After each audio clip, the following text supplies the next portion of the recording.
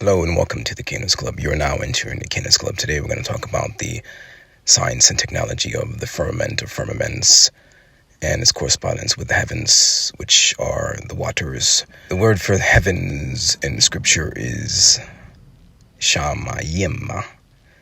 And the word within shamayim is ayim, which means waters. So the heavens, the waters that were divided by the firmament in the scripture in Genesis, was also heavens. Now, when we talk about firmament, there are many firmaments. We have the celestial firmament and the solar system that's in the second heaven, where the constellations and 12 zodiac are dispersed, fixed, etched, immersed in that firmament, a part of that firmament, not just in, but make up that firmament, you see, as they are carved and weaved into the tabernacle's veil and curtain and carved on the temple walls, so are they weaved into the heavens. So we have the spiritual firmament that we see in the throne room, where there's a firmament above the cherubim. This was clear as crystal, same as the sea of glass, one and the same thing, described in different ways, seen in a vertical viewpoint, where it is a curtain, a veil, and seen in a horizontal viewpoint, which it is a stationary, flat surface that's on a horizontal viewpoint, where we have the sea of glass. We see the firmament in the throne room, where it's above the heads of the cherubim. That's from the horizontal viewpoint.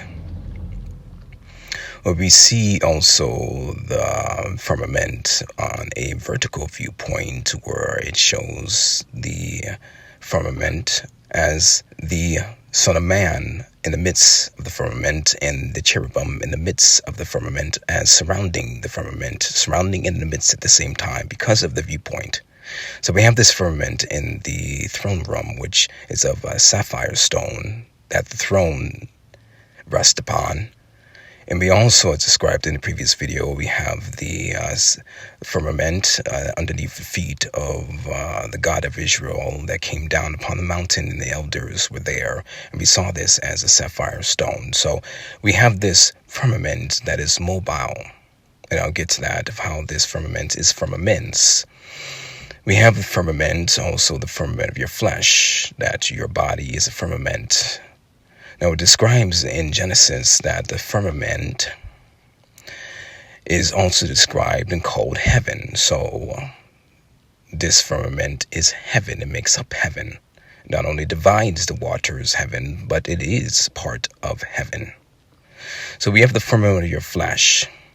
This firmament makes the space. It's called a vault, a dome. It makes the space of that heaven that you are interacting in, corresponding with, connected with. So there's many firmaments. We have the firmament of the celestial realm, the third heaven, of the second heaven.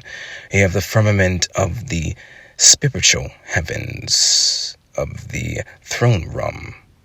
And we have the firmament of the terrestrial heaven, that's your body on earth. There's many heavens above, and there's many waters. So particularly today, we're going to talk about the firmament of your flesh and the technology behind that corresponds with the firmaments of the celestial realm and the spiritual realm. This firmament has technological capabilities, scientific capabilities.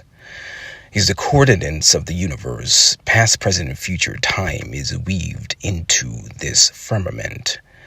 Is that you have the coordinates of the universe, so the different grades and zones of the universe, as a map, is etched in and weaved into the firmament, whether it's the celestial firmament or the spiritual firmament or the terrestrial firmament of your flesh.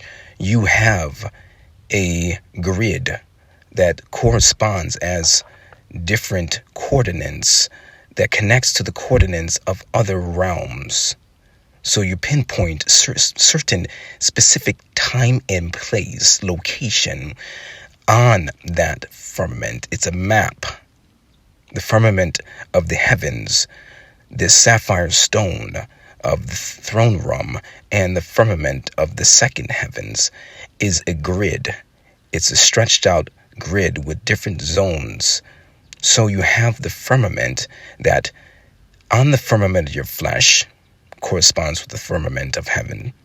So you're standing above this firmament, as we see with the apocalypse of Abraham. He was standing above this firmament and looked down and saw all of the universe, all of the actions of man, potential actions of man, past, present, and future, all of time weaved into, like a television, weave into this firmament. All the coordinates of past, present, and future, time and space weaved into this firmament as a television, which those that are standing above the firmament or accessing the technology of this firmament are able to be translocated to that exact zone and place in time that is displayed through and on the firmament. So you have that firmament of your flesh weaved in as a transportation device, teleportation device, the firmament of your flesh, which the cherubim are coordinate with that. Okay? So we see, this discussing more of the Merkavah technology, we see in the book of Ezekiel, the first instance of the cherubim, we see a whirlwind. And in the middle of the whirlwind, at the very center, is amber, gleaming metal, gold and silver. And that same description is described for the Son of Man, where above the Son of Man's waist up was gleaming metal, amber, glowing, shimmering with light, and that gleaming metal seen in the midst of the fire. And all that was happening, the whirlwind, was the most luminous part of that Merkavah, that intense heat and fire, that electron, was more intense than the fire, that you can see the light of that gleaming metal within the fire. Okay, so going deeper in, this cherubic cloud is going higher up. It's just a different viewpoint that you're looking at it from. So when you're looking at it from inside is higher up. Going deep down is going up, you see. It just depends on which part are you ascending to. You descending down in the heavens within you, you are descending down, ascending up to the heavens above. It's all the same thing, you see. So what I also want to weave into this video is a couple weeks ago I had a dream in the dream I was walking around a place and there was some other man with me. The man with me was Kevin Zada. Now, whether or not this was him, I was listening to a video while I was asleep, so that blurred into the dream. Now, as I was walking, the man got next to me as I was walking, and we were talking, you see. And this man was rubbing the sides of my body near my ribs, and I could feel it. Now, I was walking and staring up and looking into the dark sky, and there were city lights.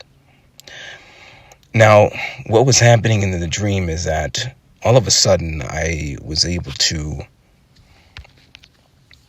somehow latch on to a faraway light, as if you're looking at a street light far away. So as I was latching on to this light and zoning in, it's as if time warped and things stood still. So I was latching on to this light, focusing. There was a pull. There was a pull in which I, with my intention, jumped, but with a intention. And I'm not sure if I did this alone initially by my own power, but more often than not, it was some entity that enabled me. The man that was with me, some entity enabled me to be able to jump. So with the intention and with the time warped and dimension warp and latching onto a light, I was able to jump as if like the Hulk, jumping from building to building really quick, but it was of a long duration, because when I jumped, there was pressure upon my neck as if I was going super fast. And this entity had to hold my neck to try to calm me, as if this will pass. So wherever I jumped really fast, and it was as if I was riding a roller coaster, because it was just a locomotive propulsion, just pulling my body. So I was jumping, but it was more so pulling my body, in which I volunteered and allowed the jump. And this channel pathway pulled me very fast, and the jump happened, in which I jumped and quickly ascended into the air somewhere else and fell down upon a building with the other entity. Now, when I jumped on the building, there was a security guard, and I didn't want to be seen, so I ran behind a staircase, and that security guard spotted me, so I ran away. And as I was running away with the security guard, the other entity bopped the other person. The other entity bopped the security guard on the head and knocked him out, or stunned him. And that's when the dream ended. But I woke up with all of the understanding of how to jump. Now, I haven't been able to replicate that because this happened in a dream. But the science and mechanics of how to jump was in part unveiled to me. There was a light, it's a propulsion, it's a channel, the pathway, and some spiritual enablement energy to be able to jump. But it's possible. In this, time slows down. There's zero pain. And time slows down, and there's a space warp, and you seize the opportunity to jump, putting forth your attention, and there's a locomotive roller coaster propulsion that pulls you, that enables the jump, you see. So this is what I experienced in a dream, where this wasn't just some teleportation, this was a literal jump, which I woke up with the understanding of how to do this. I haven't been able to replicate it in real life, but in the dream, it was clear as day of the possibility of how humans can jump to different locations, across city-states, across dimensions. There is a technology behind this of how to jump. I hope you've enjoyed this video. Like, comment, subscribe, and I'll see you in the next one.